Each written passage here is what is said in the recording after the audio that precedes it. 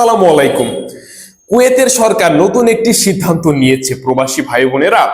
তো আপনারা জানবেন যে আমাদের বাংলাদেশের প্রায় 3 লক্ষ কুয়েত প্রবাসী এখন কুয়েতে আছে। আর তাই সকল প্রবাসী ভাই বোনদের এই আপডেটটি জানা প্রয়োজন। আমরা ইচ্ছে অনিচ্ছায় অনেক সময় কুয়েত থেকে বাংলাদেশে টাকা পাঠাই। এতে করে কিন্তু কুয়েত সরকার নজরদারি করছে, এতে কিন্তু আপনি সমস্যায় পড়তে পারেন। এবং তারা কি আপডেট নিয়ে এসেছে সরকার টাকা পাঠানো নিয়ে, সেটি আপনারা আজকে জানবেন। তো এখন মানি এক্সচেঞ্জ এর তৃতীয় পক্ষের উপর অর্থ হস্তান্তরের উপর নজরদারি শুরু করেছে কিন্তু কুয়েত সরকার। 10ই ফেব্রুয়ারি একটি প্রতিবেদন প্রকাশ হওয়ার পর থেকে এটি নিয়ে চলছে তুমুল আলোচনা। কুয়েত কর্তৃপক্ষ প্রত্যেকটি এক্সচেঞ্জ কোম্পানিগুলোকে আর্থিক লেনদেনের উপর নজরদারি জোরদার করেছে, যার মধ্যে অন্যদের মাধ্যমে ছোট লেনদেনও কিন্তু অন্তর্ভুক্ত আছে। আপনারা যদি অন্যদের মাধ্যমে ছোট লেনদেনও করেন, সেটিও কিন্তু অন্তর্ভুক্ত হয়েছে। এখন আমরা জানবো মূল নিউজটা কি, তাহলে চলুন। মানি এক্সচেঞ্জ কোম্পানিগুলোতে এখন প্রতিটি টাকা হস্তান্তরের জন্য যাচাইকরণ পদ্ধতি প্রয়োগ করতে হবে।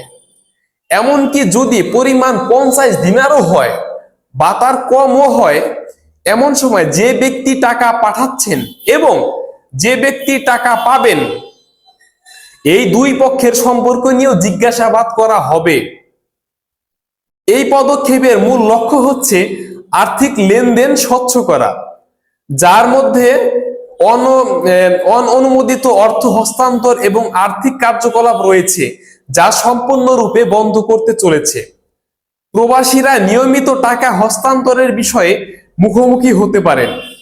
অর্থ হস্তান্তরের সাথে জড়িত ব্যক্তিদের প্রকৃত এবং উদ্দেশ্য ব্যাখ্যা করে তারপর টাকা পাঠাতে হবে। মানে সঠিক কারণ দেখাতে পারলে তিনি টাকা বাংলাদেশে পাঠাতে পারবেন, নয়তো সে যদি সঠিক কারণ না দেখাতে পারে তাহলে টাকা পাঠাতে পারবেন না। এবং এটি কয়েকবার যদি হয় তাও তাকে জিজ্ঞাসাবাদের মুখোমুখি হতেই হবে। আর্থিক লেনদেনের বাধ্যতামূলক রেকর্ড রাখা হবে। স্বচ্ছতা আরো বৃদ্ধির জন্য নিয়ন্ত্রণ কর্তৃপক্ষ বাধ্যতামূলক করেছে যে এক্সচেঞ্জ হাউসগুলো রয়েছে এখন কমপক্ষে 5 বছরের জন্য সমস্ত আর্থিক লেনদেনের বিস্তৃত রেকর্ড রাখবে তারা, যার মধ্যে সকল নথি এবং গ্রাহকের বিস্তারিত সেখানে থাকবে। এই ব্যবস্থাটি মানি লন্ডারিং বিরোধী। কর্তৃপক্ষ তদারকি কঠোর করার সাথে সাথে দ্বিতীয় পক্ষের লেনদেনে জড়িত ব্যক্তিদের সতর্কতা অবলম্বন করা উচিত। এটা ছিল তাদের ঘোষণা অনুযায়ী টোটাল বিস্তারিত। এখন আমি ব্যাখ্যা করছি। এক্সাম্পল হিসেবে ধরেন আপনি কুয়েতে বেতন পান হচ্ছে 100 দিনার, ওকে। আপনার এগ্রিমেন্ট অনুযায়ী আপনি 100 দিনার পান। এখন যদি আপনি মাসে 100 দিনার করে 200 দিনার পাঠান, তাহলে কিন্তু আপনাকে জবাবদিহিতার আওতায় আসতে হবে।